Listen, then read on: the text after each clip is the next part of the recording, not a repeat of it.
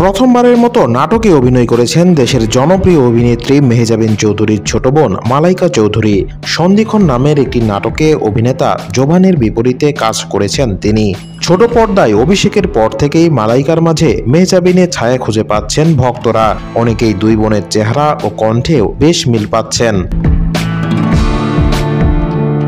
বিষয়টি নিয়ে মালাইকা বলেন, অনেকেই বলে আপুর সঙ্গে আমার চেহারা ও কণ্ঠের মিল রয়েছে। বিষয়গুলো আমি নিজেও খুব উপভোগ করি, তবে আমার নিজের কাছে কখনো আপুর সঙ্গে চেহারা ও কণ্ঠের মিল মনে হয়নি। তবে দুই বোনকে নিয়ে দর্শকদের কনফিউজড হওয়ার বিষয়টি উপভোগ করেন মালাইকা। তিনি বলেন, আমার মজা লাগে দর্শকরা কনফিউজড হয়, দুজনকে নিয়ে বিভিন্ন মন্তব্য করে, সেসব মন্তব্যও পড়ি, আমার কাছে ভালোই লাগে পুরো বিষয়টা। অভিনয় ক্যারিয়ারে মেহজাবিনকে টপকে যেতে পারবেন কিনা এমন প্রশ্নে মালাইকা বলেন, এটা তো কোনো প্রতিযোগিতা না যে আমাকে ছাড়িয়ে যেতে হবে। আমি অভিনয় করতে এসেছি, নিজের কাজটা করে যাব, আপুও তার কাজটাই করবে।